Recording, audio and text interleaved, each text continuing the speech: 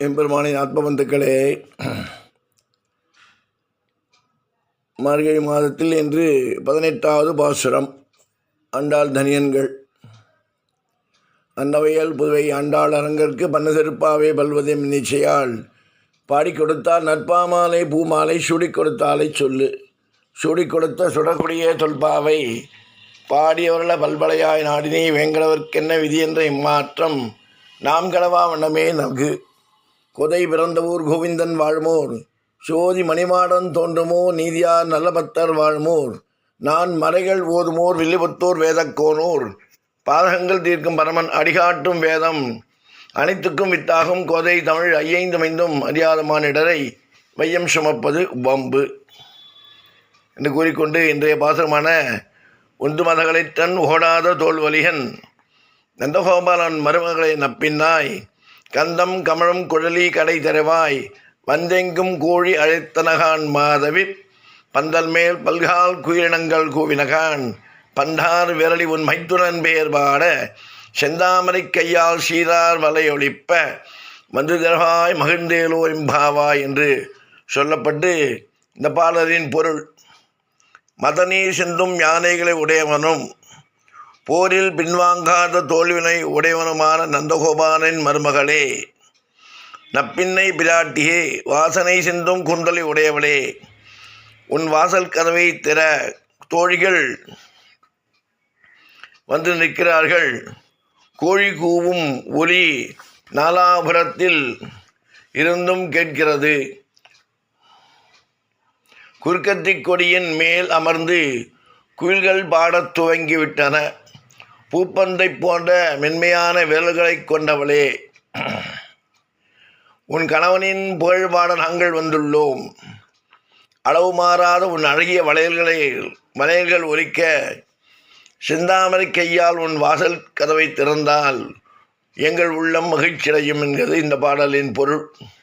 விளக்கம்: பெருமாள் கோயிலுக்கு போனால் நேராக சுவாமி சன்னதிக்கு போகக்கூடாது. தாயாரை முதலில் சேவிக்க வேண்டும். வீட்டில் கூட அப்படித்தான். அப்பாவிடம் கோரிக்கை வைத்தால் எதற்கா இதெல்லாம் என்று மீசையை முறுக்குவார். அதே அம்மாவிடம் சொல்லி அப்பாவிடம் கேட்க சொன்னால் அந்த கோரிக்கை 10 நிமிடத்தில் நிறைவேறிவிடும். இதுபோல் நாராயணனும் ஒரு கோரிக்கை வைத்தால் அந்த மாயன் அவளை எளிதாக ஏற்க மாட்டான். அதையே தாயாரிடம் சொல்லி வைத்துவிட்டால் அவனால் தப்பவே முடியாது. நரசிம்மனின் கோபத்தை கூட அடக்கியவள் அல்லவா அவள். அதனால் கண்ணனின் மனைவி நப்பின்னையை எழுப்பி கண்ணனை எழுப்புகிறார்கள் பாவி நோன்பிருக்கும் பெண்கள். திருவாடிப்புறத்து ஜெகத்தொழித்தாள் வாழியை, திருப்பாவை 30 செப்பினாள் வாழியை, பெரியாழ்வா பெற்றெடுத்த பெண் பிள்ளாய் வாழியை, பெரும்பூதூர் மாமுனிக்கு பின்னானாள் வாழியை, 143 உரைத்தாள் வாழியை, உயர் அரங்கக்கே கண்ணி உகந்ததித்தாள் வாழியை, மறுவாரும் திருவல்லி வளநாடு வாழியை, வன்புதுவை நகர்கோதை ஆண்டாளின் திவ்ய மலர்பதங்கள் வாழிய வாழிய வாழியவே என்று கூறிக்கொள்கிறோம். பகவானே ஸ்ரீ இருந்தால் தான் அவனுக்கே லட்சணம். அதனால தான் ஸ்ரீ ஸ்ரீனிவாசன், ஸ்ரீமன் நாராயணன், ஸ்ரீ லக்ஷ்மி நரசிம்மன் அப்படி காலங்காலமாக வந்துன்னு இருக்கு. அந்த ஸ்ரீ மூலம் செய்யக்கூடிய ஒவ்வொரு காரியமும் சிறக்கும். இப்பயும் உங்களை ஹோம காரியங்கள் பண்ணச்சு ஏன் பெண்கள் பண்ணக்கூடாதுன்னு இல்லை. ஏன்னா பெண்களே ஒரு அக்னிக்கு சமானம். அக்னி தான். அக்னியவே அக்னிக்கு பண்ணுமா? அதனால் ஆண்கள் பண்ணுவதற்கு பெண்கள் அத்தாரிட்டி கொடுக்குறாங்க, ஆத்தரைசேஷன் கொடுக்குறாங்க. அதனால தான் இப்போ கூட பார்த்தீங்கன்னா அந்த ஜபங்கள்லாம் பண்ணச்சு, சங்கல்பம் பண்ணச்சு, புருஷனும் மனைவி புருஷனுடைய வலது கை பக்கத்தில் நின்றுட்டு இந்த தர்ம புல்ல அவன் தோளில் வலது தோளில் பிடிச்ச மாதிரி இருப்பாள். அது என்னென்னா ஈஸ் ஆத்தரைங் கிஸ்ஸிங்.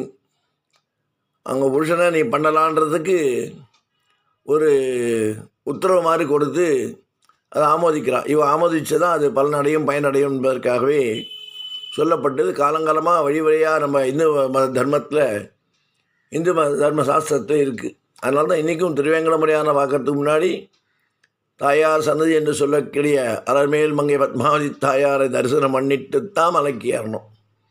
நீ பல பேர் அதை அவசர அவசரமாக தெரியாமல் போயின்னு இருக்கா. தவறு ஒன்றும் கிடையாது. பட் ஆனால் இதுதான் முறை. தாயுடைய கிருபை, அவளுடைய கடாட்சம், அவளுடைய அப்ளிகேஷன் அவள்கிட்ட போட்டால் இங்கே அப்ளிகேஷன் அப்படியே ஃபார்வேர்ட் ஆகிடும். இப்போ கூட பெரிய அதிகாரிகள்கிட்ட போகிறதுக்கு முன்னாடி அதுக்கு முன்னாடி என்னென்ன ஃபார்மாலிட்டிஸ் இருக்கோ அவள் பார்த்து ரெக்கமெண்ட் பண்ணால் தான் சேர்பர்சனோ இல்லை எம்டியோ அவள்கிட்ட போகுது. அது மாதிரி எவ்ரிதிங் ரூட்டட் த்ரூ ப்ராப்பர் சேனல்ன்ற மாதிரி தாயாரிடம் சமர்ப்பித்து தாயார்கிட்ட கருணையை வாங்கிட்டாலே நம்மளுடைய அபிலாஷைகள் பூர்த்தியாகும். அதனால தான் இன்றைக்கும் நம்முடைய பாரத தேசத்தில், நம்முடைய பாரத பூமியில், ஆன்மீக பூமியில் பெண்களுக்கு முக்கியத்துவம் கொடுத்து பெண்கள் மூலம் நடத்தக்கூடிய ஒவ்வொரு செயல்பாடுகள் சிறப்பாக இருக்கும். அதனால தான் பெண்களை கிரகலக்ஷ்மி என்று அப்பேற்பட்ட முக்கியத்துவம் கொடுத்த பூமியே நம்ம பாரத பூமி. அப்பேற்பட்ட பூமியே நம்முடைய ஆன்மீக பூமி. அதனால்தான் வடிவாயினின் பலமார்பில் வாழ்கின்ற மங்கையும் பல்லாண்டு என்று ஆழ்வார் பாடியது போல் ஸ்ரீ இருந்தால் தான் அவனுக்கே லட்சணம். புருஷ லட்சணமே ஸ்ரீ இருந்தால் தான். அதனால்தான் ஒவ்வொருடைய வாழ்க்கையிலையும் அர்த்தநாரீஸ்வரர் சிவன் தன்னுடைய பாதி சரீரத்தை பார்வதி கொடுத்தான். அதே போல் சீனிவாசனும் சரி, தாயார் இருந்தால் தான் தாயாரை பார்க்கறதுக்கே திருமலையிலேருந்து வந்து தாயாரை பார்த்துட்டு போகிறான்ற மாதிரி இன்றைக்கும் ஐதீகமாக இந்த காலங்காலமாக நடக்கக்கூடிய உண்மை. ஸ்ரீ அங்கே தான் உட்காந்துருக்கா. இந்த சீமான் என்று சொல்லக்கூடிய ஸ்ரீமன் நாராயணன் தாயாரை பார்க்குறது இறங்கி வந்து பார்த்துட்டு போகிறான் திருமலைக்கு. ஏன்னா தாயார் இருந்தாலும் அவனுக்கே சௌலபியம். தாயார் இருந்தால் தான் அள்ளி கொடுக்க முடியும். லக்ஷ்மி கடாட்சம்னா லக்ஷ்மி படிக்கணும். அதே மாதிரி நம்ம ஒவ்வொரு காரியம் ஆரம்பிக்கிறோம். ஆற்றுல கூட அம்மாவாக இருந்தாலும் சரி, நம்ம மனைவியாக இருந்தாலும் சரி, அவள் கையில் கொடுத்து வாங்கிச்சு அது செல்லும் பன்மடங்காக பெருகும். எப்போதும் ஒரு பெண்ணுனாலே அவள்கிட்ட ஒரு அட்வைஸை கேட்கணும். எல்லாம் எனக்கு தெரியுற மாதிரி ஆண்கள் நினைக்கக்கூடாது. ஆண்களையும் குறை சொல்லலை. பட் சமயோசிச்ச புத்தியமாக இது பண்ணணும், இது செய்யலாம், இப்படி சொன்னால் நடக்குன்றது நம்மளுக்கு ஒரு உபாயத்தை சொல்லக்கூடியவர்கள் பெண்கள்.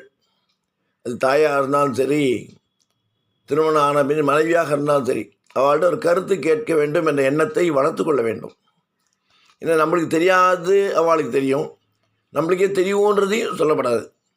அது ரெண்டு பேரும் கலந்து ஆலோசித்து பண்ணாச்சு ப்ராப்ளத்தை சால்வ் பண்ண முடியும்.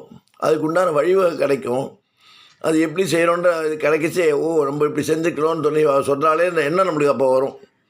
அப்பயும் அதையும் ஒத்துக்கணும். சில பேர் இந்த இது வரட்டுக்கு வரத்தில் நீ என்ன சொன்னான்னு கேட்குறது அப்படி இருக்கக்கூடாது. எதுக்கு இப்போ எப்படியும் வழியாக நம்ம தர்மசாஸ்திரம் சொல்கிறது அதை புரிஞ்சுட்டு நம்ம கடமையை பகவானை போல் எப்படி தாயார் முக்கியத்துவம் கொடுத்தாரோ அதுபோல் ஒவ்வொருத்தரும் அவருடைய இல்லத்தில் இருக்கக்கூடிய மனைவியோ தாயாரோ அவள்கிட்ட ஒரு கருத்து கேட்டுண்டு அவள்கிட்ட கலந்து ஆலோசித்து செய்யச்சு பிரச்சனையை சால்வ் பண்ண முடியும். பிரச்சனை இல்லாமல் இருக்க முடியும் என்பதை உணர்ந்து கொண்டு நாமும் நலமாக வாழ்வோம் என்று கூறிக்கொண்டு அலமேல் மங்கா சமேத ஸ்ரீ சீனிவாச மலையப்ப சுவாமியை பிரார்த்தித்து ராமானுஜரை பிரார்த்தித்து ஆசீர்வாதம்.